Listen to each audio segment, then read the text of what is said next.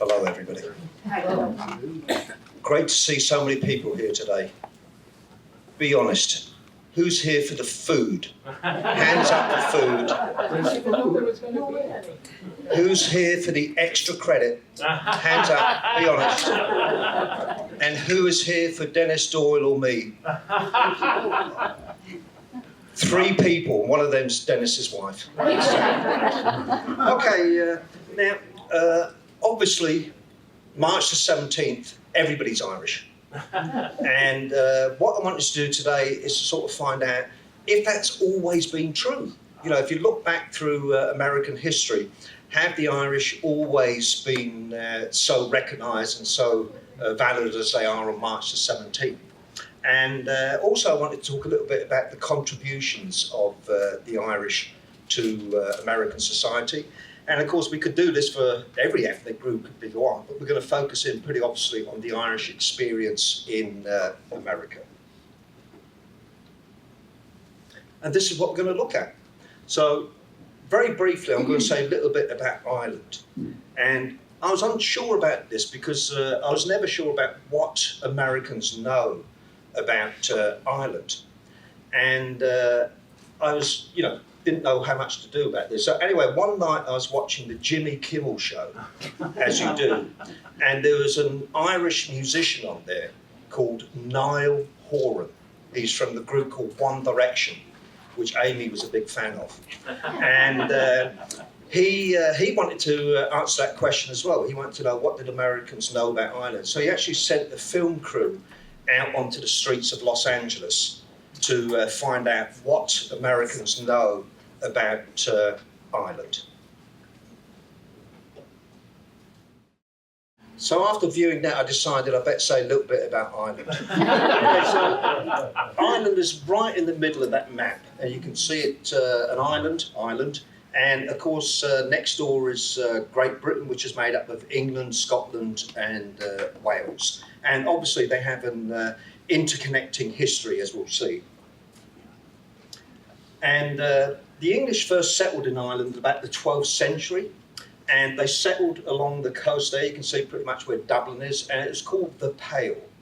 And I don't know if any of you use this phrase, but it's certainly used in England a lot, and that is where people say something is beyond the pale. You know that phrase at all? And it kind of means that something's kind of like ridiculous, it's nonsense, etc. But anyway, this is where it comes from. So the Pale is basically where the English settlers are, and then the indigenous Irish are beyond the Pale.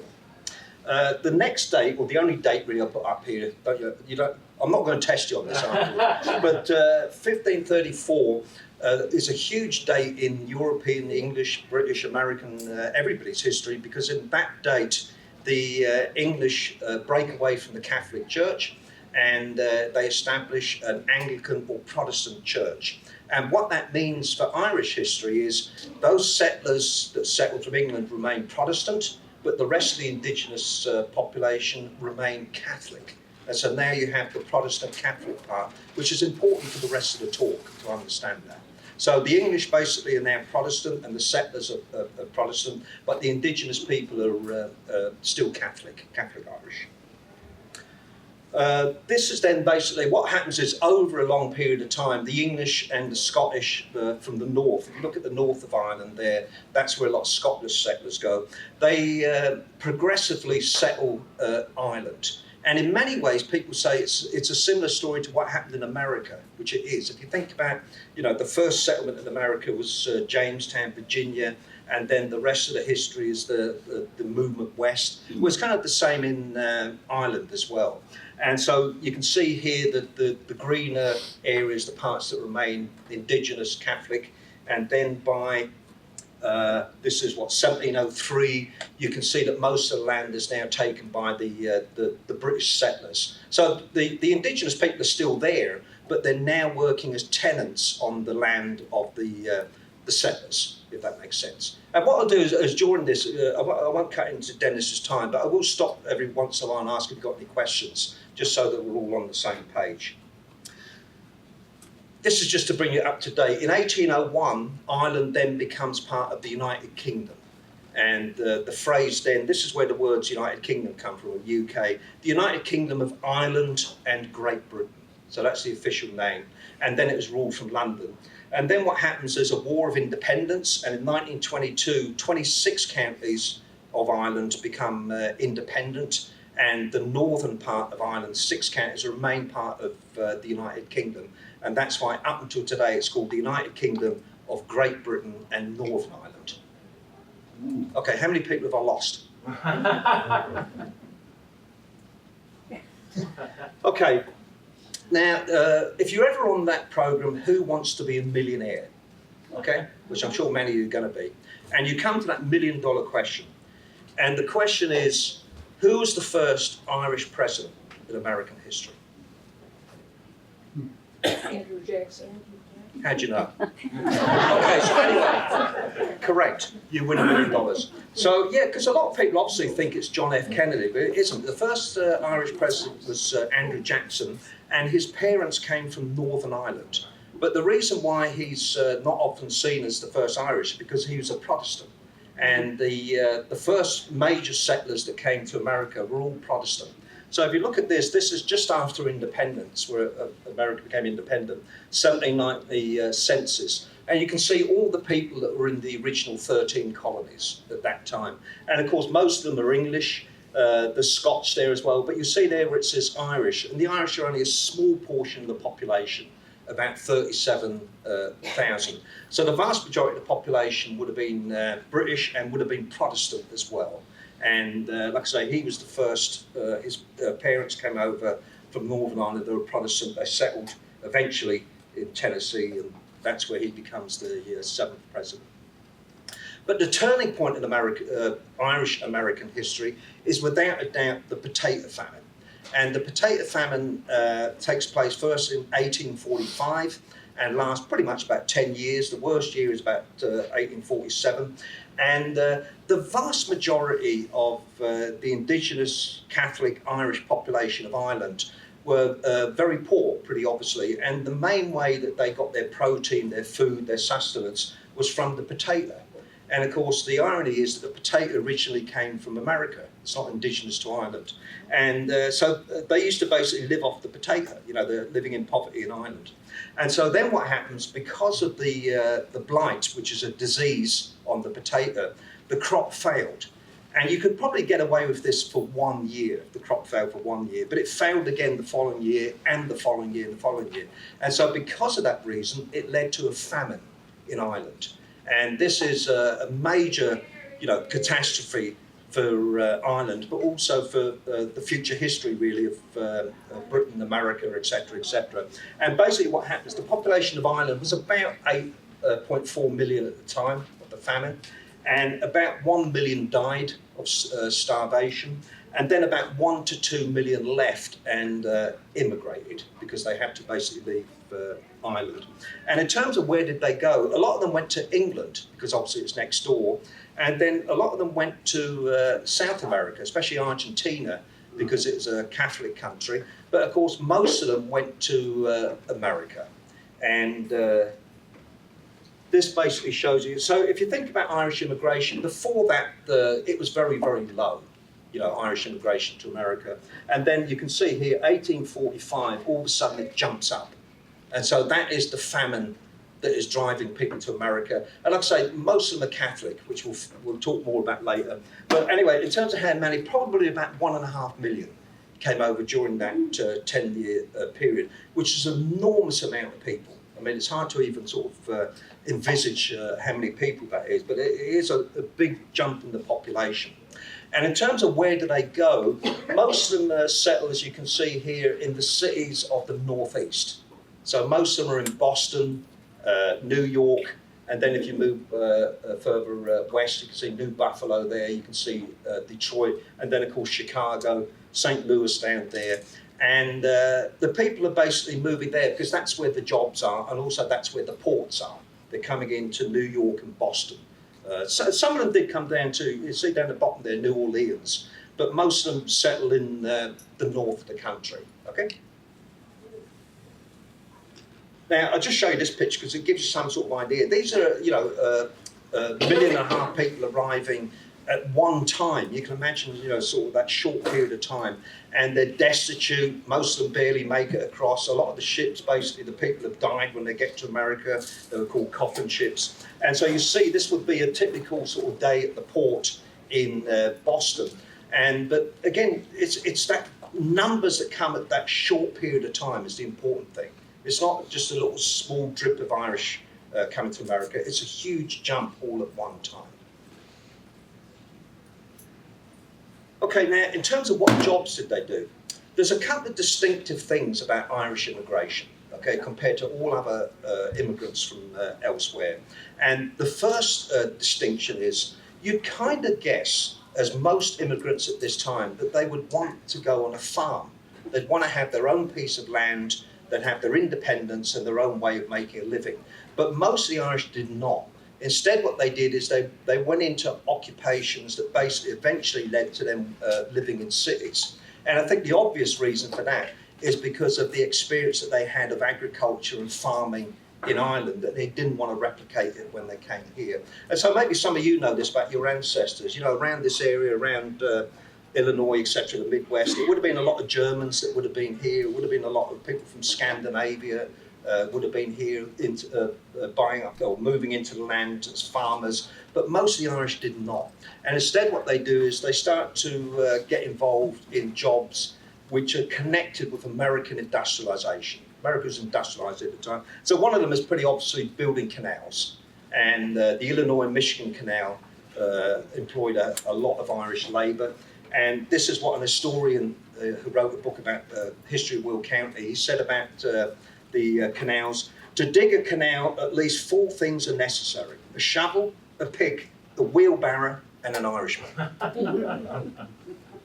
Then the other jobs they went into was the railroads. The railroads were being built at that time, and just at that time they were connecting the east and the west railroads together. And again, probably we think about 10,000 Irishmen worked on the railroads at this time. And then, of course, the other one was mining. That became also, and I just want to mention this very briefly because it's a kind of interesting story that replicates many other immigrant stories, is a lot of the men went into mining. And one of the types of mining that was becoming popular towards the end of the century, not so much mid, but towards the end, was copper mining. And they started to set up copper mines in Michigan and the Upper Peninsula, if anybody has ever been there, that was an area, but also Butte, Montana. Now, I don't know, has anybody ever been to Butte, Montana? There's nobody there, is there? It's one of these places you could basically drive on the freeway, you can stop your car, get out, have your lunch in the middle of the road, get back in your car, and you still wouldn't have seen a person. That's Montana. No offence to anybody here from Montana, but anyway. And so the Irish went there, and they were recruited, and the companies recruited them from copper miners in Ireland. So the people that were basically producing copper in Ireland, they were getting depleted, the mines, and so they were recruited to go across to Butte, Montana. And a lot of them came from one area, which was in West Cork, in a place called Beara. And this is basically what you see here. So these were copper miners recruited from the west of Ireland, West Cork, and then they went can you imagine going across in the ship? Then when you get to New York, they would probably have got on a train, if they were lucky, all the way to Butte, Montana. And they get to Butte, Montana, and Butte, Montana looks like Ireland. It's green, it's luscious, and it's got mountains everywhere.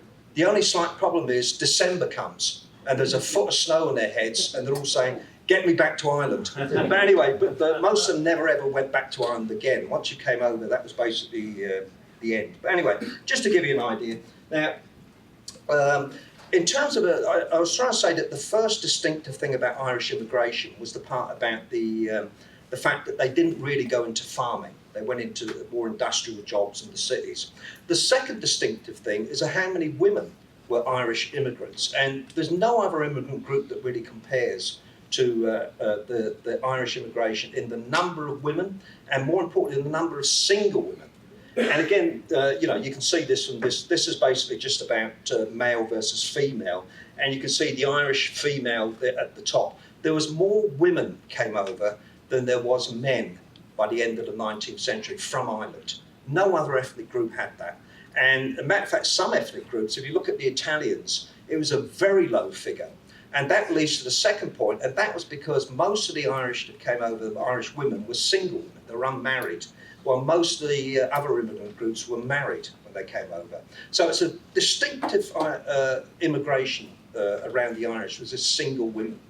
Now, of course, you probably want to know why, and I won't go into too much detail, but it's about things like the famine is the major reason, and the famine, basically, what they did is after the famine, is they decided that the land would be given to the oldest member of the family. Before the famine, it was shared out, and that usually meant the boy, not always, but usually the boy. And so therefore, the rest of the family then had to find work.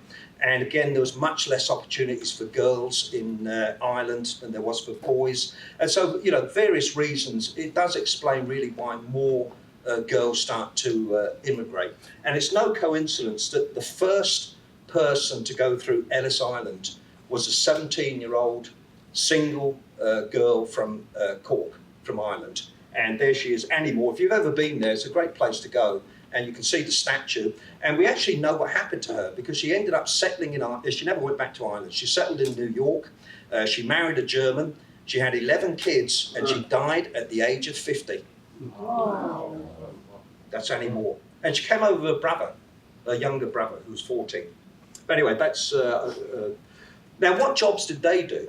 And again, women's labour, pretty obviously, was much more restricted than men, and usually there was a gender segregation about what you do. And so therefore, one of the jobs that the women went into, as I say, mostly single, was a domestic service, where you would work in somebody's home. And again, figures, if you look at this, 4 out of every 10 was Irish. And they were so prevalent in places like New York and Boston to have an Irish person, Irish woman as a domestic servant, that they called them Bridgets. That's what they used to call domestic servants. We're going to employ a Bridget. And that, of course, is because Bridget was a very popular Irish female name. The other job they went into, because they landed in the northeast of America, at that time the factories were basically growing in America along the major rivers up there. And so you'll find again that a lot of the Irish women start to work in these factories. And again, if you look at the statistics, in about 1875, in terms of the mills that were producing textiles in Massachusetts, something like 40% of the population working in the mills was Irish. So there were certain jobs that the Irish certainly predominated in. And then later on, another job that became very much associated with the Irish was teaching. And especially, again, if you go into Chicago, or any of the major cities really, in the late 19th, early 20th century, and you look at the role of names, you'll see Irish name after Irish name. And again, I think it's not a coincidence, because again, a lot of the women that came over, like I say, were single. Teaching was an occupation for single women. So you could see why they would basically, again, go into teaching. You can't underestimate the influence of the Catholic Church, both the Catholic Church on the Irish and the Irish on the Catholic Church. Okay. Now, pretty obviously, it was a place of religion, obviously, but the other thing it was obviously a place also of social welfare, because when the people showed up off these boats, starving people off the boats in Boston and New York, the very first people to greet them were priests and nuns. And so the church used to act as a sort of social welfare organisation. But also, it was a community organisation. Most of the Irish then would basically have their lives built around the local parish church, and they would have social activities there. But the other thing that they started to become associated with the churches was, of course, schooling. They started to set up Catholic schools in America. And so therefore, if you were an Irish Catholic coming over from the famine, you would be baptised in a Catholic church. You would go to a school that was basically a Catholic Irish school, and you would spend your adult life around probably Catholics at work and also in your social life. So your whole life would be built around the Catholic Church as that major social community and also educational place. Politics. I know. You don't want me to talk about it, do you? I'm fed up with it, but I'm going to do it. Okay, so basically what happens is Andrew Jackson pretty much turns the Democratic Party into the party of working man, okay? And I say man because women didn't have the vote, so the working man. And basically that's why when the Irish came over, and other immigrants, not just the Irish, they gravitated towards the Democratic Party. Okay?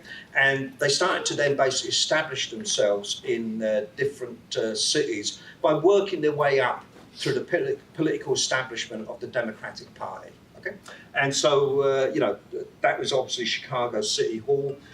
This was the first Catholic mayor of Chicago. So they're working their way up. They're starting by joining, then they become aldermen, then they become ward directors. Then, you know, so you're working your way up. And the first mayor is 1893. Who was an Irish Catholic mayor. And then after that, we've had many mayors that have been Irish, including one that usually brings a bit of a chuckle, if you know who he is, and that is Richard J. Daley. And he's the man standing right in the middle there with the green hat on a St. Patrick's Day parade. And I know you're probably thinking that must be a misprint. No. He became mayor in 1955. Elvis wasn't even known. He died in office in December 1976. In his whole term in office, the Beatles had come and gone. That's how long he was in office for. So basically, he was mayor until December 76. And if he hadn't died in office, he'd still be mayor today. And then most of you probably know his son then became mayor. So keep it in the family. Anyway, but it happened elsewhere. I won't bore you with this, but every single major city, Boston, New York, they all had these Irish Catholic mayors through the Democratic Party, beginning to wane in recent years, that's true, but certainly, you know, everywhere. And what that does is, what political power does, is it gives you much greater influence and also economic influence. And so therefore, if you have the office of alderman, of ward director, of a mayor or whatever, you can basically then give out jobs to people. And there's no doubt about it, a lot of the teachers got their jobs that way, but the two major ones were the fire service and the police. That's why you see so many Irish, you know, in the police and the fire service in New York, Boston, place like that. And it was really obvious. I know most of you are far too young to remember this, but 9/11. And 9/11, if you looked at the days after that, it was quite amazing how many of them were Irish names or Irish American police officers or firefighters that perished during that time. And it's because there were so many from Ireland. And then, of course, they get involved in the labour movement as well. And you know, these are just a couple. The first major national union was the Knights of Labour. He was Irish, the founder of that. And then in Chicago, there was a major union called the Chicago Federation of Labour. And the major sort of person there was John Fitzpatrick. And he was actually an immigrant. He came over from Ireland at the age of 11 and became the leader of the Chicago Federation of Labour. But I just want to mention one more. And this is Margaret Haley. Now, she was a Chicago teacher. Her mother was from Dublin. Her father's parents were from Ireland. Father's parents were from Ireland. And she was the founder of the Chicago Teachers Federation in Chicago, first union, and also one of the founders of the American Federation of Teachers. And so they played a huge role in the labour movement.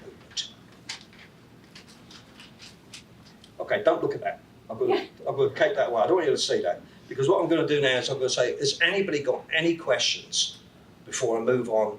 This has all been pretty good so far. We're going to get now to the nasty bit. And I don't mean Dennis Doyle. We have a question here. I might have to repeat these for the film crew that's filming for, is it CNN? Anyway, so...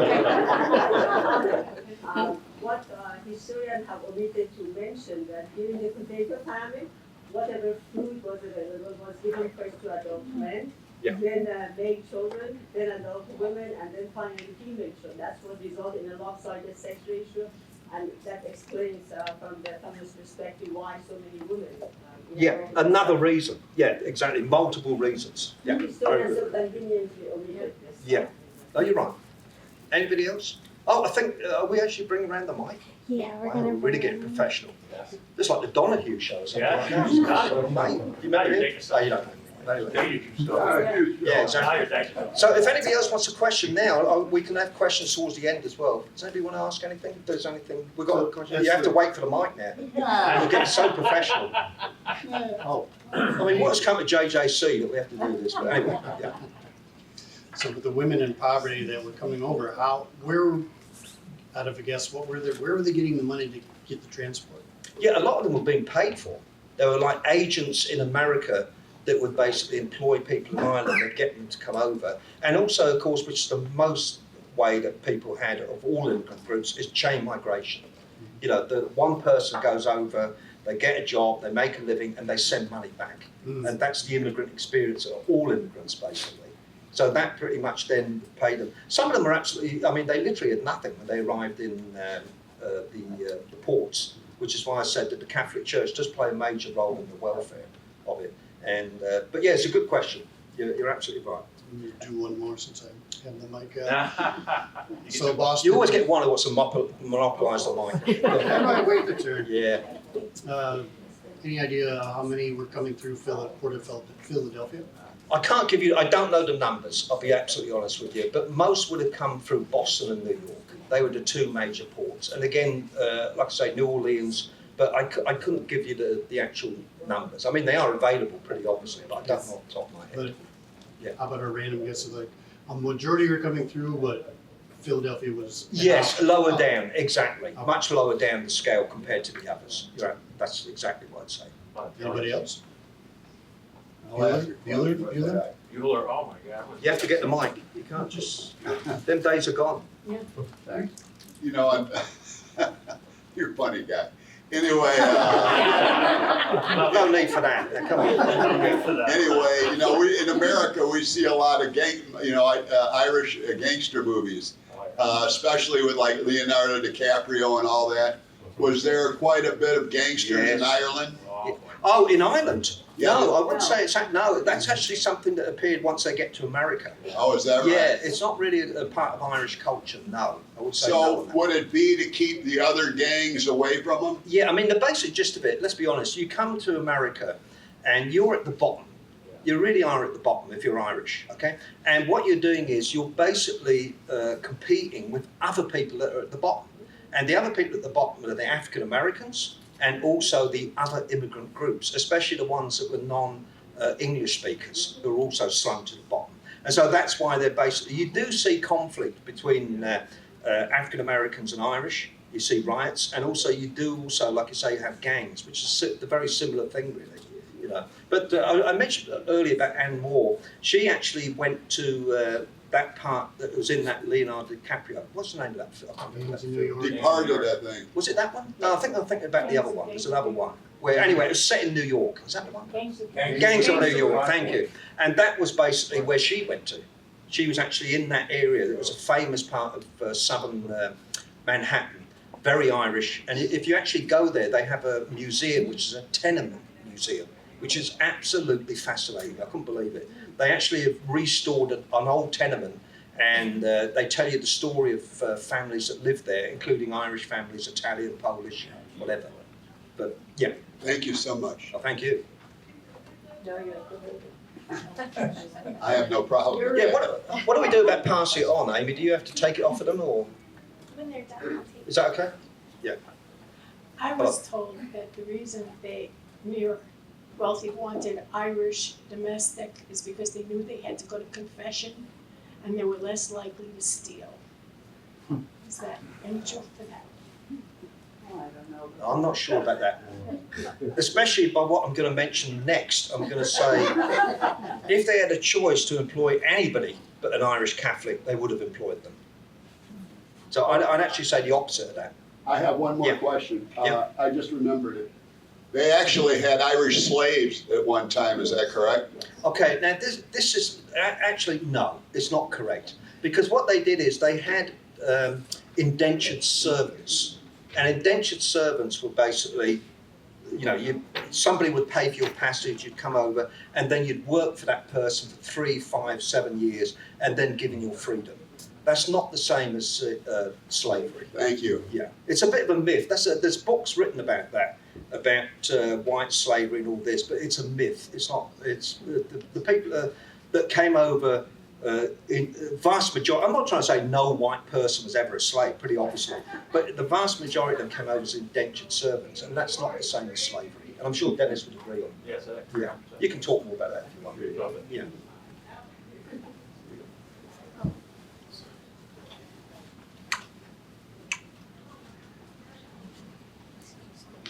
Sorry, Danny, I thought it'd be like one question. I gave you the question. You gave him the floor, look at it. I'm sorry, make it quick. No, I'm kidding, yeah, go on. I'm one of those people who knows nothing about Ireland. Yeah. Do they speak Irish? I mean, Irish or? Okay, that's a great English? question. Yeah, I mean, Gaelic or Irish, Gaelic's like the old term for it, but basically everybody spoke Gaelic until the English arrived. And then what happens is basically it is outlawed. And so therefore you have to speak English. And so therefore, if you think about that map I showed you, the Pale is where the English settlement was. So the further you are away from that, the more likely you are to speak Irish. So therefore, at the famine period, there was still people coming over from places like Mayo that spoke Irish and had very little English. But by that time, most would have spoken English. But yeah, the further west you go, the more likely to speak Gaelic. But yeah, it's a great question. So I wanted Yeah. to know. So you said that they will work for those. So you said that they will work for those people for like a good amount of time, of years. So were they Indentured getting, servants? So yeah, Yeah. Did they get paid or something like that? Yeah, I should also clarify what I'm saying about indentured servants. Most indentured servants, that practice sort of died off before the revolution. It was very prevalent for early settlement, but much less later on. But the basic gist of it is an agent would pay for you to come across, they'd pay for your passage, and then when you're in America for 3, 5, 7 years, whatever the indenture was for, you would then work for that person. And then at the end of the indenture, early on, you would be given land. Oh. But a lot of them, of course, by the time you get later on, the land was all gone. And so therefore, they would be given a bounty or money. So, it was still, I mean, they would be treated horribly. Indentured servants could also be beaten and overworked and whatever. But it is not the same as slavery. There is two distinct things. Thank you.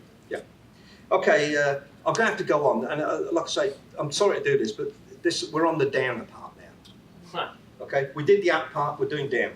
And in terms of this, I'm just going to do this briefly because Dennis is going to fill in a lot of this, is that if you start looking through papers in the 19th century, which people like me seem to have a lot of time on their hands to do this, but you start to notice advertisements, and some of these advertisements seem to want certain people. And if you look through this is the New York Times on May the 1st. And if you look through here, the top one says, they want a nurse to take charge of 3 women, a Protestant woman.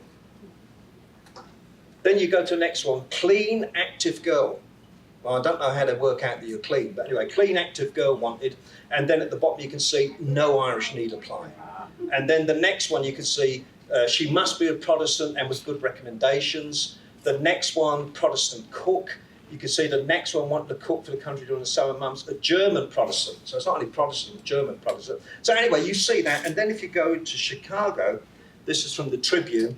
And again, you go through the adverts. You can see again, this one here says, a reliable Protestant woman as cook in private family.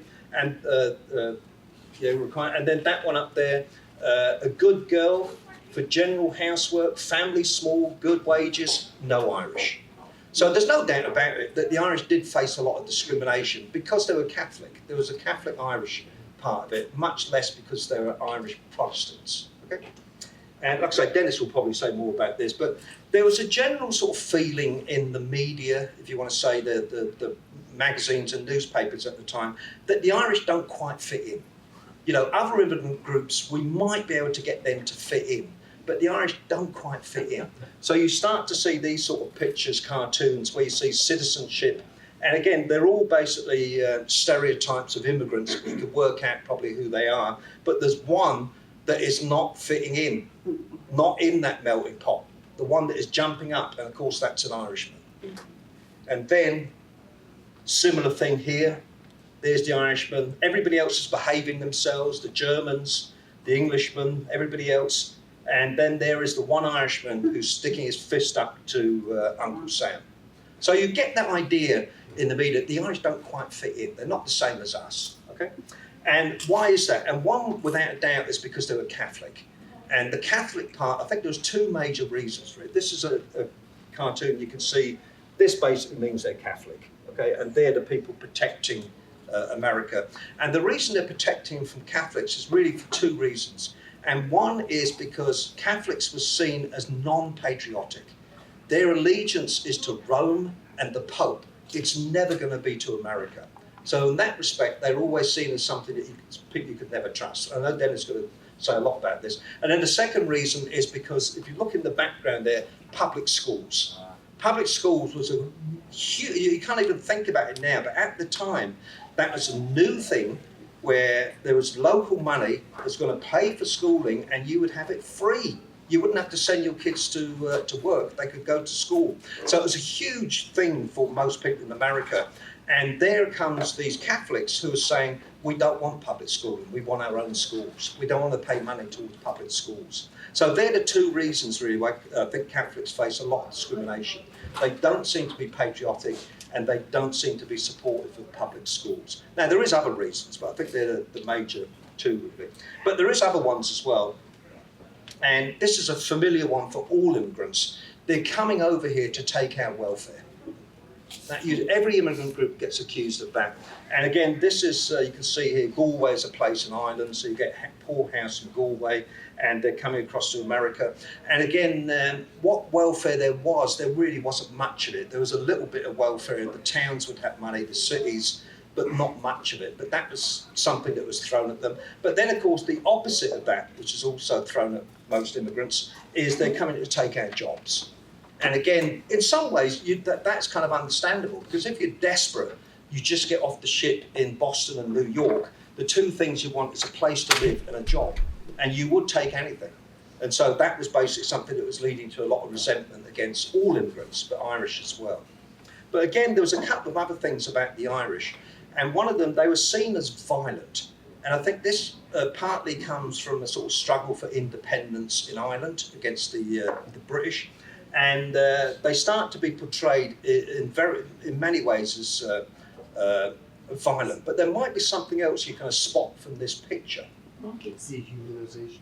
Yes, dehumanization. That's the great phrase. They were not seen as quite human. They were seen as ape-like.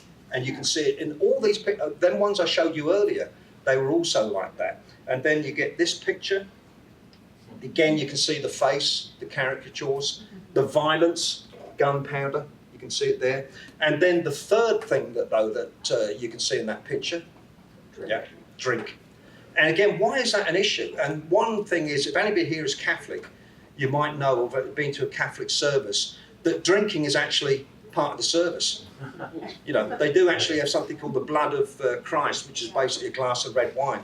And so it's part of the culture, and also it is part of Irish culture, as it is in Europe, you know, anywhere in Europe. You go to France, Germany, they all have alcohol as part of their culture. So anyway, that was basically a bad time for that. And the reason it was a bad time is because there was a huge campaign, just as the Irish were coming into America, against alcohol. Talk about unlucky. And the reason was because a lot of men definitely were taking their money on a Friday, going to the pub and basically spending all the money on their drink rather than the family, domestic abuse. So it was basically a women's movement against alcohol, but it was very successful. Whenever I show my students this, the first thing I've always got to say is, this is gallons. That's how much Americans were drinking. I mean, how you ever won the American Revolution is beyond me. You know, most of you probably couldn't even stand up. But anyway, so basically what happens, you can see there, look at the dates, 1840, who arrives? the Irish. So, you know, you can see why that becomes another issue that basically discriminates against the Irish. And then this becomes organisational. In other words, politicians then start to basically articulate these ideas. So you get, this is an organisation in Boston, and they're talking about, they want basically foreigners having a residence in the country of 21 years for voting. At the time it was 5 years to become a citizen.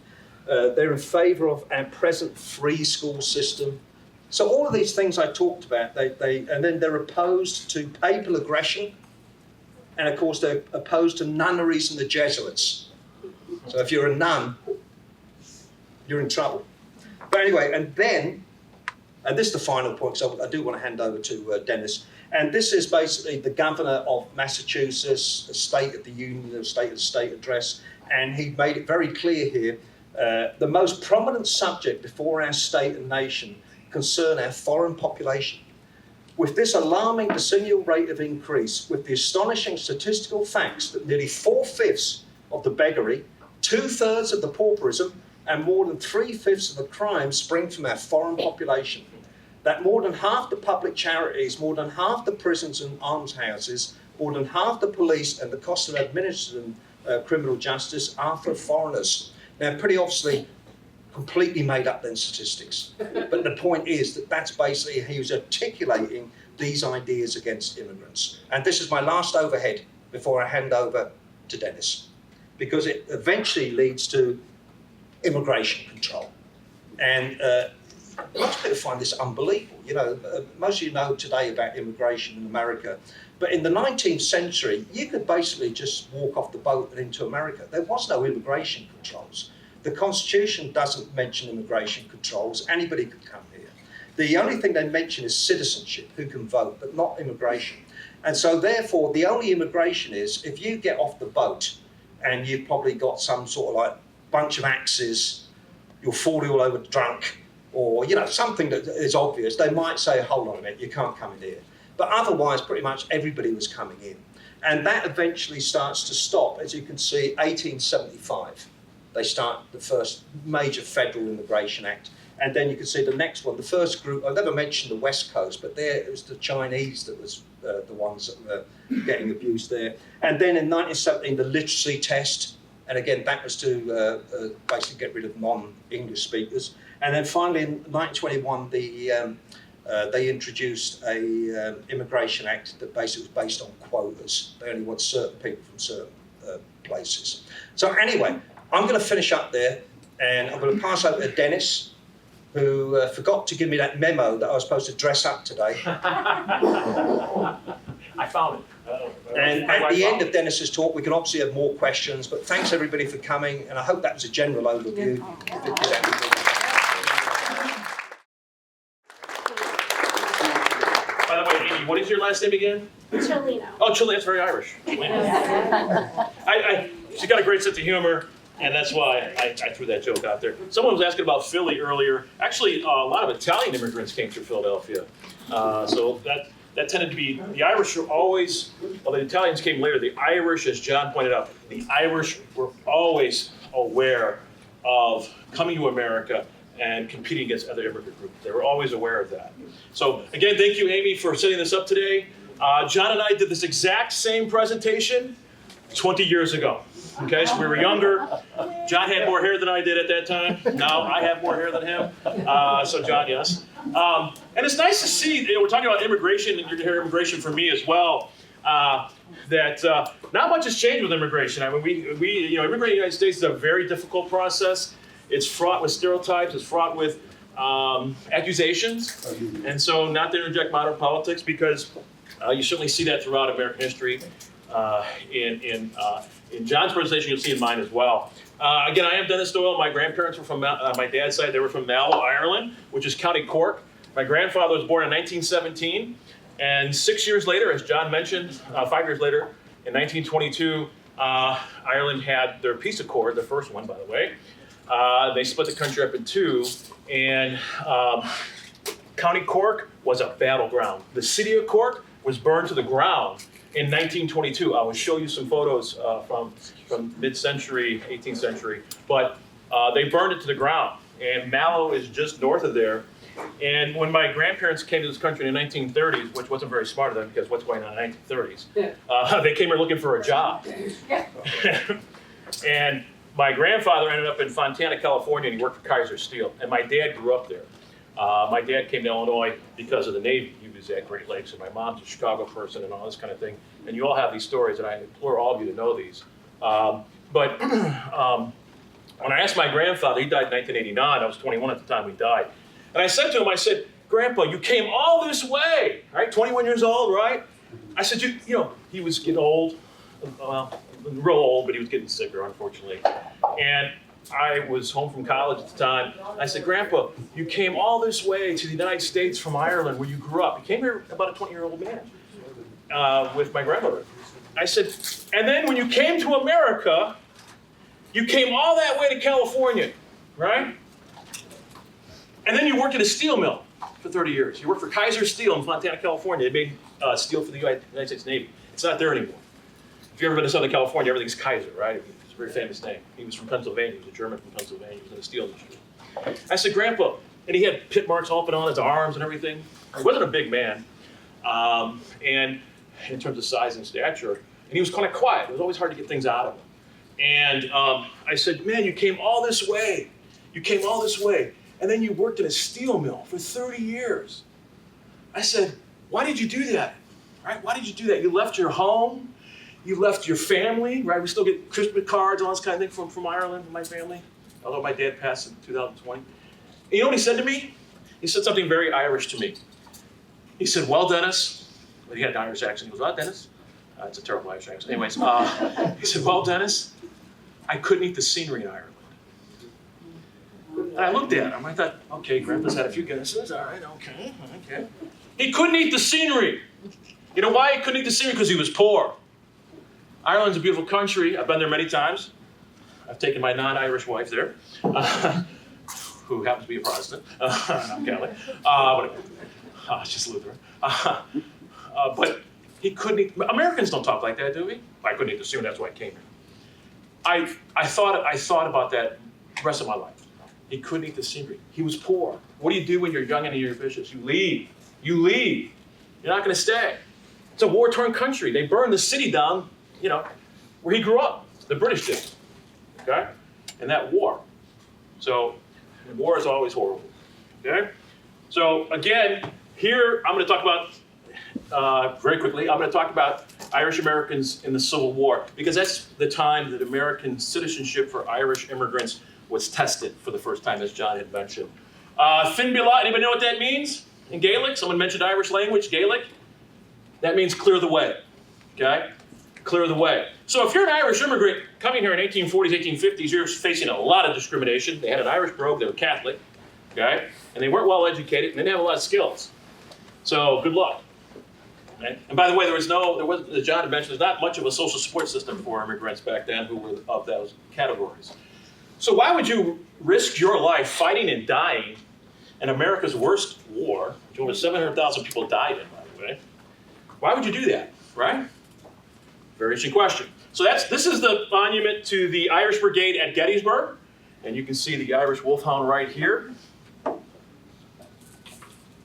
Well, why did they do what they did? Well, in 1888, 25 years after Gettysburg, which was 1863 in Pennsylvania, look what they said. It is an emblem of Ireland, this monument. Typical of faith and devotion. Faith in our religion and devotion to this new country, America, who hasn't treated us very well, by the way, and the most appropriate that could be raised to hand down to posterity, meaning future generations of Americans. The bravery of our race. That's an interesting word, right? They're describing Irish as a race, okay? Of our race. Not ethnic group, not European, not white, but of our race, being Irish. In the great cause of American liberty.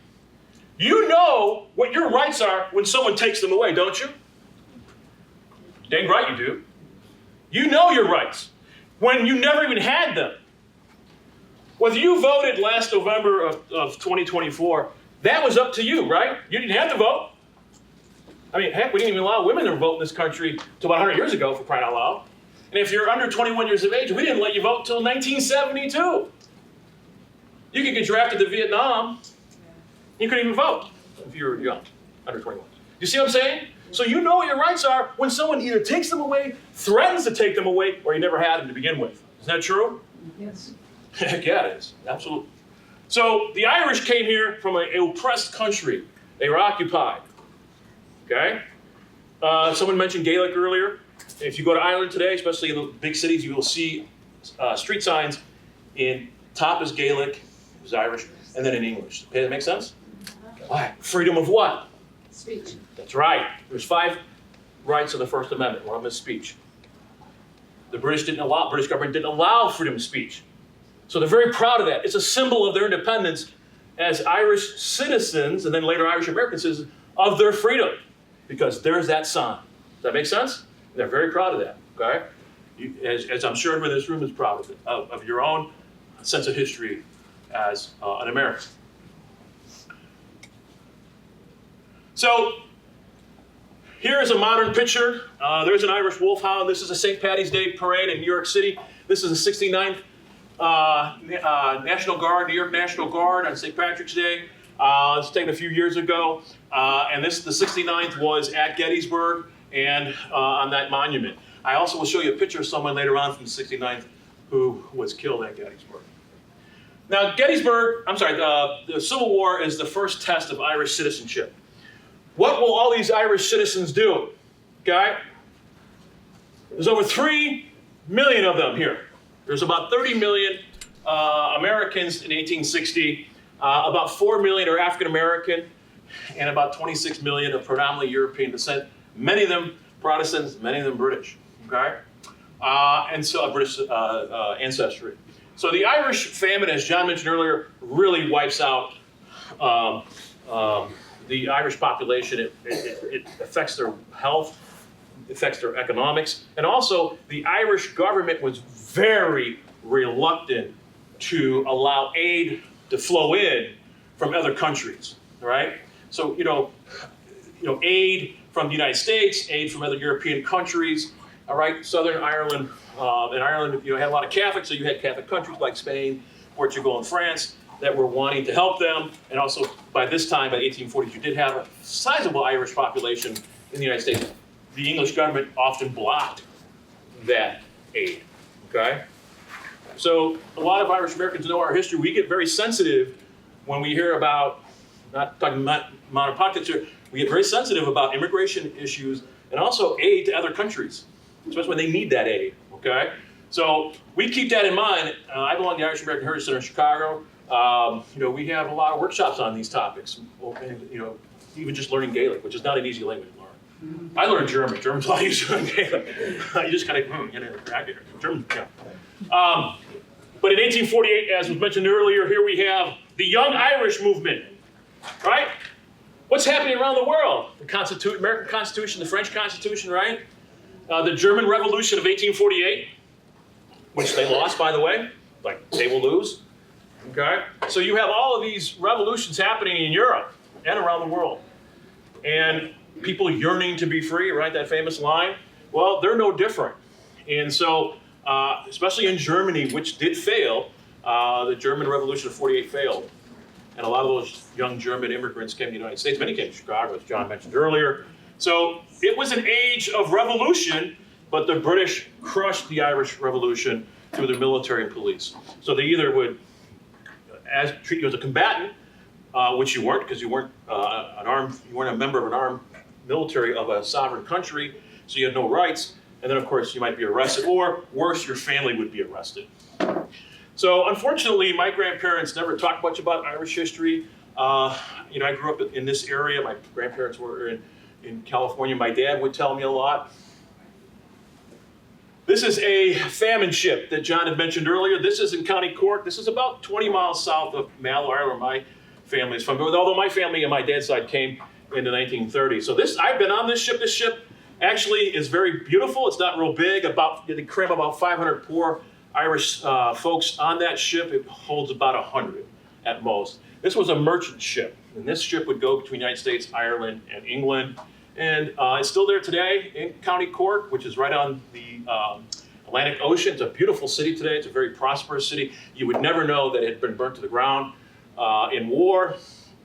And this is actually, you can walk on this and take a tour, which I did. And the first joke that the Irish tour guide said was, if you can imagine the smell, right? Imagine the smell, like, and he was right. Okay, there was a lot of disease on these ships. This one was fairly well made. The reason why it's fairly well made is because it was a merchant ship. Does that make sense? So you're crammed on this. You have no money. You're crammed on this. Okay, and what is your goal? To go to this place you've never been? And then, what's also probably going to what's the definition of success of coming to the United States? That you're never going to see your family again in the old country, as they call it back there, or the old South. They like to use that word. When my grandfather died in 1989, he was only 73, and when he died, I didn't know until he passed away. He had left a little bit of money. He was a blue collar guy. He was product of the Great Depression, which means you had to go look in jelly jars underneath the bed to find money, right? But he had left a little bit of money from it, so I could go, and my sister could go to Ireland. So the first time I went, he did that upon his death. Isn't that something? And I got to go back, and people ask, well, how'd you get interested in sociology? How'd you get interested in history? How'd you get interested in military history? There it is, right? I mean, they couldn't kill us quick enough back then. I mean, to be Irish in the mid-1800s, you learned how to survive. And if you had to use your fist, you used your fist. Oops.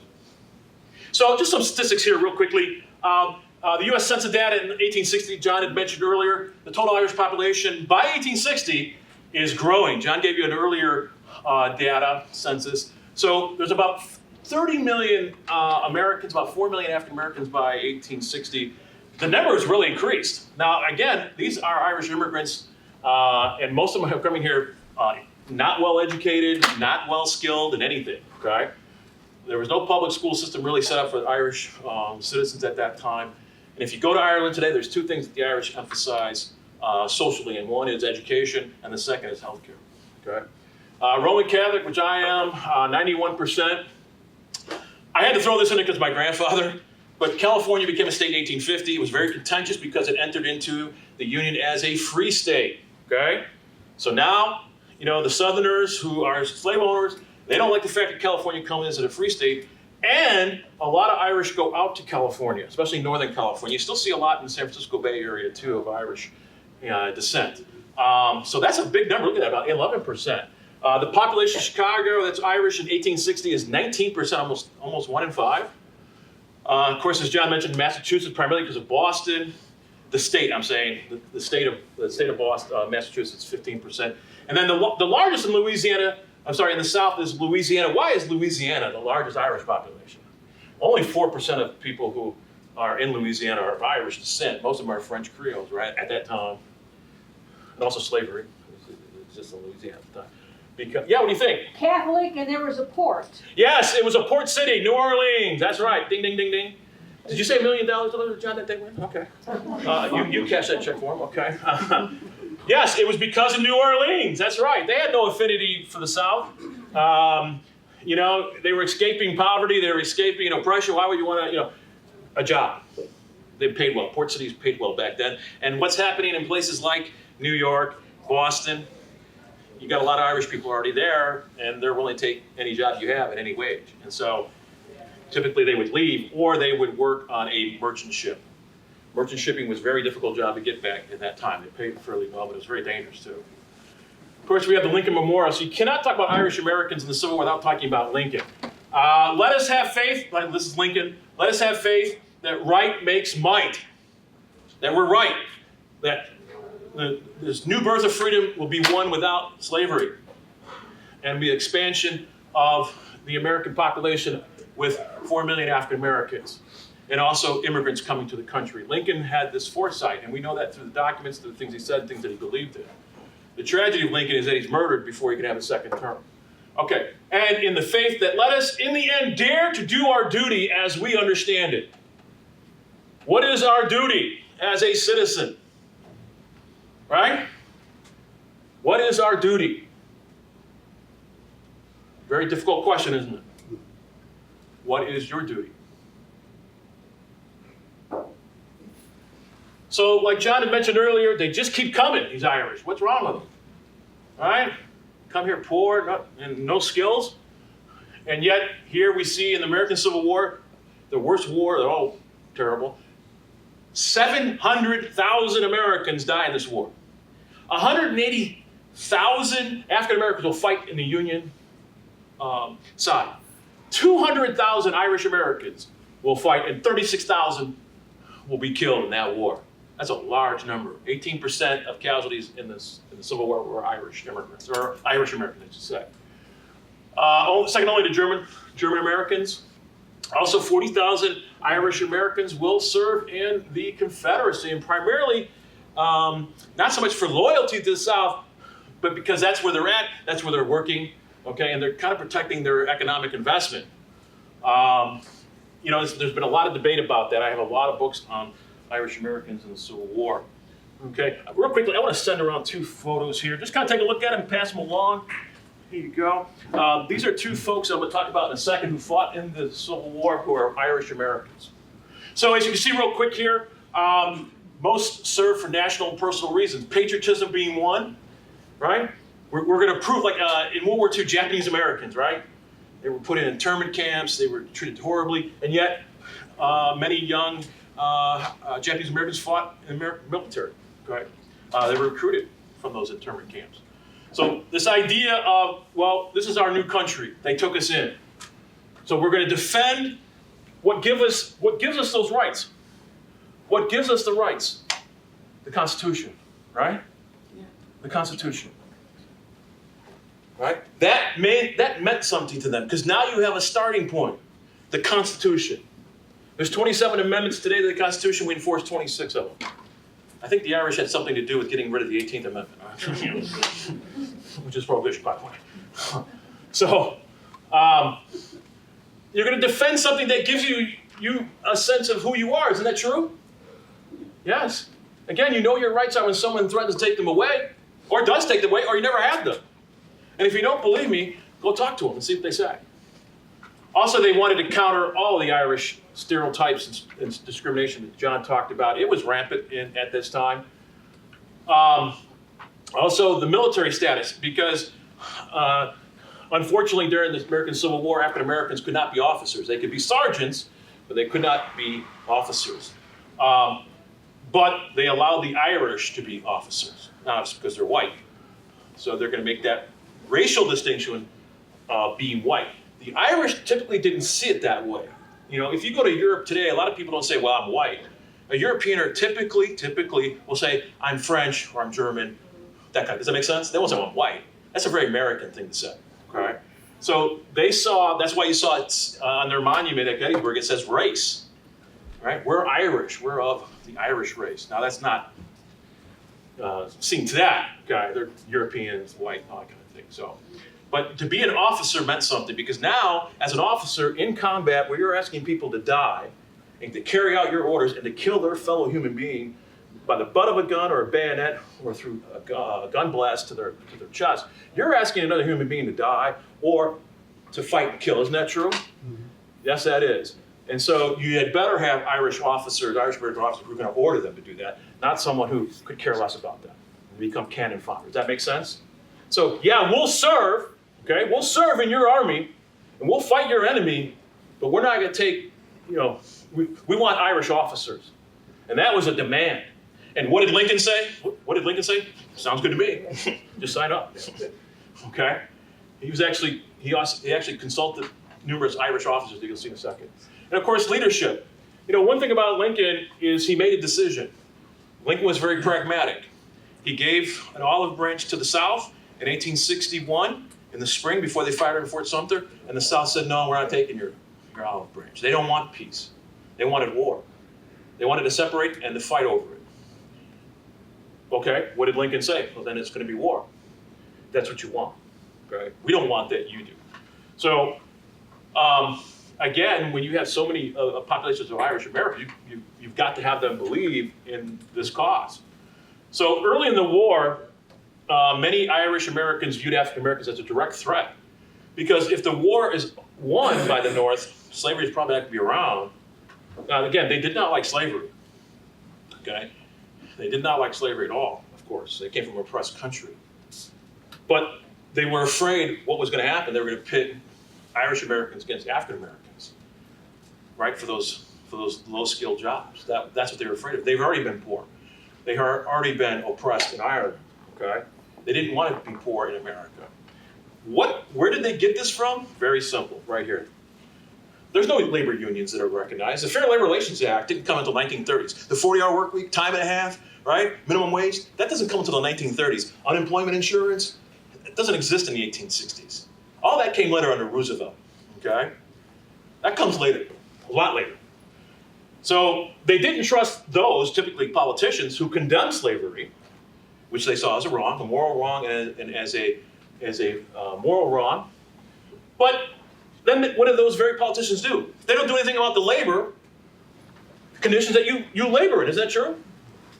I mean, John talked about copper mining. Do you want to be a copper miner in Butte, Montana in the 1860s? I don't think so. All right? There's no OSHA. There's no office's standard of work. Is that true? The 40-hour work week is law. Time and a half is law. It just didn't happen overnight. Okay?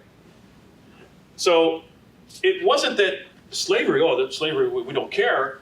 It's that they saw by the way, I don't know if this happens today, but politicians tend to be a little hypocritical.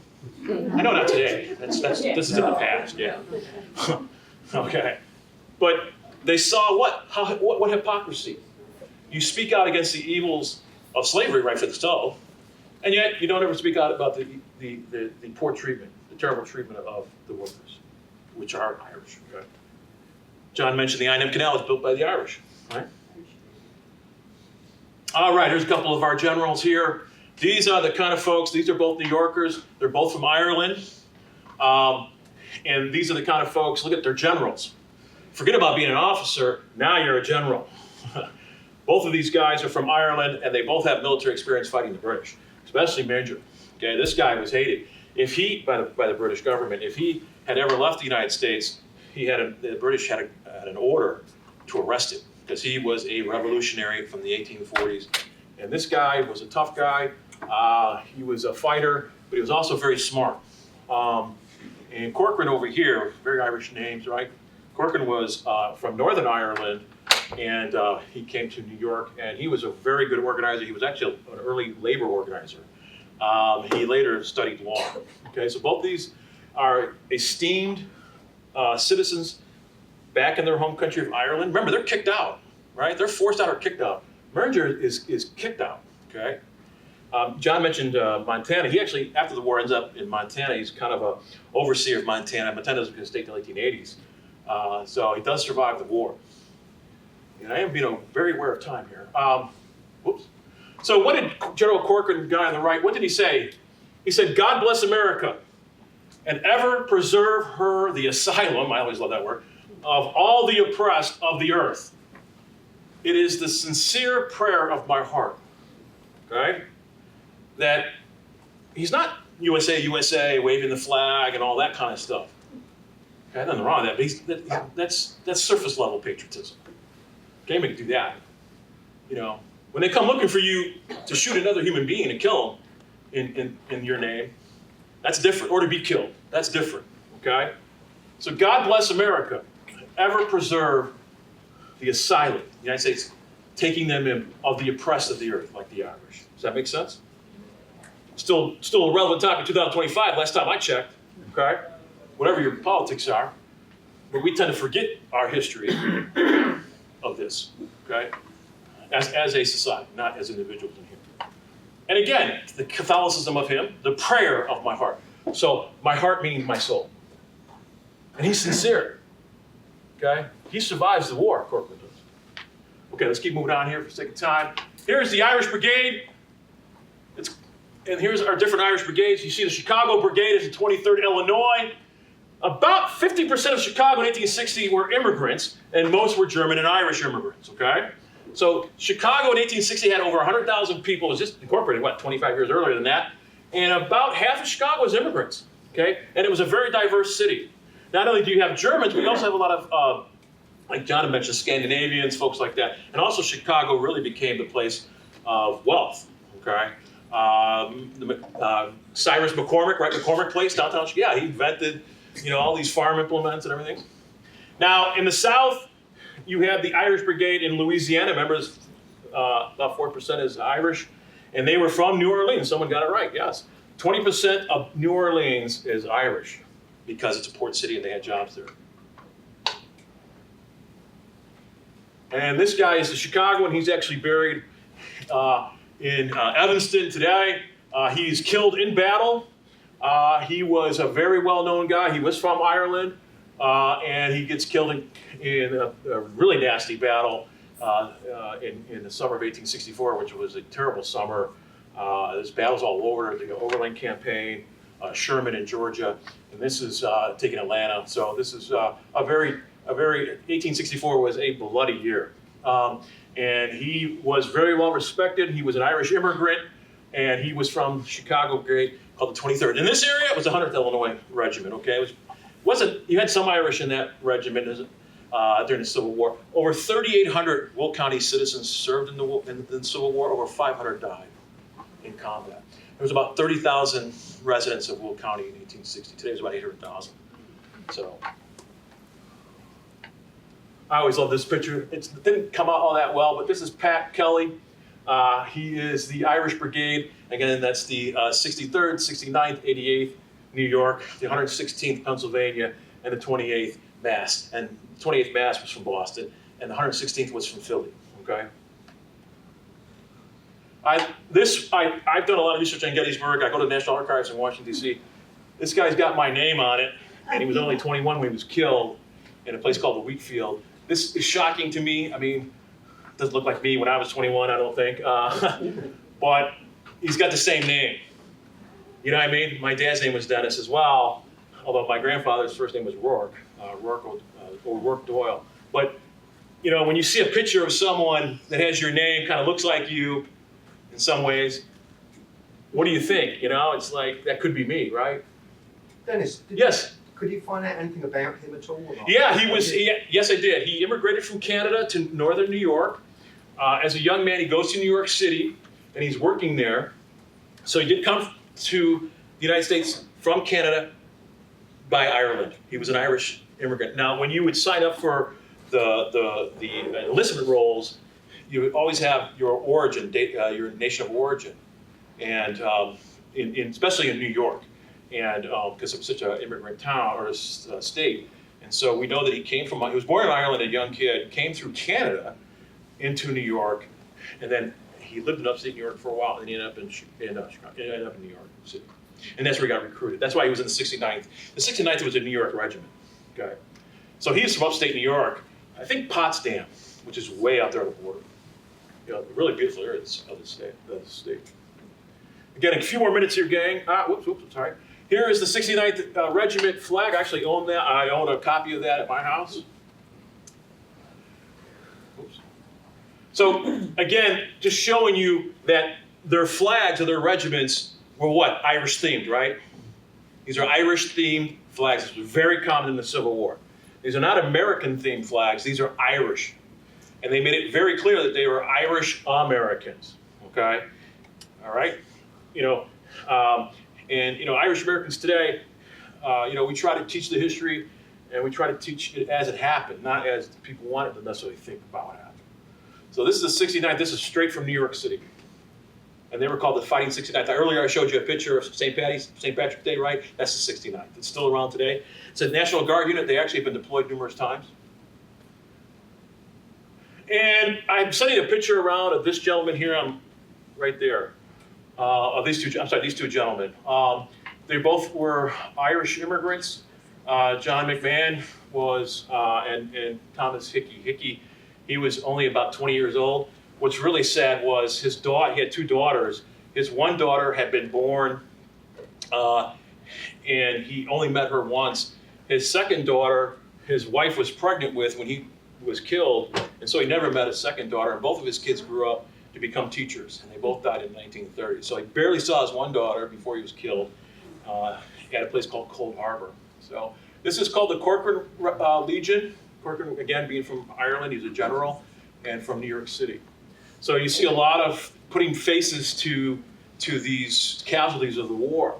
Remember, what is your motivation to serve in the United States military? That's my phone. There's a little timer there. You know, what is your, dying's dying, killing's killing. War is war. You know, if you ask someone who survived a war, what do they always say? I survived. You know, isn't this, tough guy talk? Frank Mercanti, my dad belonged to Harvard VFW Post. My dad was a veteran. And Frank Mercanti was in the Band of Brothers and all this kind of thing. You would never know that. He was just he was a mailman. Anybody familiar with Band of Brothers? Yeah, Frank Mercanti lived in Joliet. He was in the band. He's preeminently in Band of Brothers. But you never would have known that. And my dad told me, he goes, you can't believe this guy wrote a book, which was Stephen Ambrose. And I knew who that was. Frank said that. I said, Frank Mercanti? He goes, yeah, why is he in there? I knew he was, What I'm getting at is, it's not something that it's not something you talk about. It's not my grandfather. They didn't want to talk about the war in Ireland, right? They grew up with it. They suffered it. Why do you want to talk about something you suffered? Is that right? You survived. Who do you talk about suffering with? Other people have suffered. Because you can identify with that person, and you can love that person, you can care about that person, because you went through the same thing. And guess what? You came out the other side, right? And you're still a human, and you're still alive, and you still got a whole life ahead of you, right? That's what they lost, okay? He's about 20 years old. Okay? He's got a daughter he barely saw, just born, and then he never saw his other daughter. And they lived a long time. They lived into the 1930s. Okay, real quickly, this is Cold Harbor. Just give me an idea where they were shot at. I don't know, this is you don't necessarily need to know this, but this is an area where they were fighting, and this is in Virginia. And this is about where those two, McMahon and Hickey, that you saw in the pictures going around, this is about where they were shot and killed at. I took this picture a couple years ago, and this is in Virginia, okay? So right in that area is where they were killed. Again, we did have 40,000 Irish Americans who served in the Confederate military. Most were from New Orleans, and they were called the Orleans Rifles. And again, showing their Catholicism, because the South is very Protestant at that time, except for where? Louisiana, which is a lot of French Creole Catholics. Okay? Or certainly French Catholics. Real quickly, we talk a lot about Irish Americans in the Union Army. Which is true. The town predominantly was in the Irish. Irish were in the Union Army, over 200,000. But again, about 40,000 Irish Americans did serve in the Southern military. And you can see they fought in all the major campaigns. Okay. The 6th Louisiana. All the way to the end of the war. Appomattox is in April 1865. Skip it here for the sake of time. Okay, in Ireland, okay, Ireland's monument to the Irish Americans who fought in the Civil War. How about that? I've been there. I took those pictures, okay? It's a beautiful monument. And what do you see in Ireland? You see what? The American flag? Irish flag. And the Irish flag. Why do you see two American flags? North and south. That's a good answer. That's a great answer. It's for those who went to America and for those who never came back. So a bit of symbolism, right?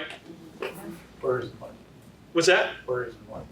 That is in western, it's in Sligo, it's in western, which is a county, it's in western Ireland, yeah. And why? A lot of Irish actually left Cork for the war, or for America, I'm sorry, but also through, John mentioned Galway, which is a beautiful town, and Sligo, the western parts, okay? But again, when I was there, I didn't realize, whoops, come on, Dennis. When I was there, why did you have two American flags? And that's what they said, for those who left to America and for those who never came back, for whatever reason. Okay? Isn't that interesting in symbolism? And look how beautiful that is. And of course, over here, they have a horse, right? And he's looking west. The officer's looking west. And they also have a monument there to the 69th New York, because it was all Irish. Most of them were Irish immigrants who fought in the 69th. I showed you a picture earlier of a guy my name, Dennis Doyle, who was killed at the ripe old age of 21. I can't imagine being 21. And at the base of that monument that I just showed you, because I'm running out of time, it says, we, meaning Ireland, we sent you our starving and are evicted. Who evicted them? The British government. and poverty and upheaval and a famine, all the terrible things that one could experience. You gave them freedom, America. You gave them freedom and opportunity. In 1861 through 1865, you sounded the call, right? We're in danger. That thing called the Constitution may not be around. Those African Americans are enslaved.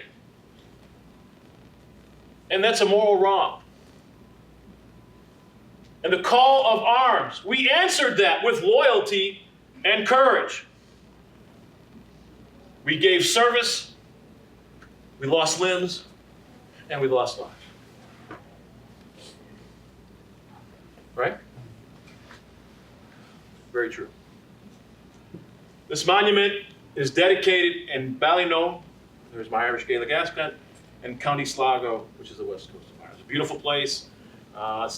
If you're a tourist, well, as a tourist, many times, I've been there many times. Ireland's not a really big country, about the size of Illinois, maybe a little bit smaller than Illinois.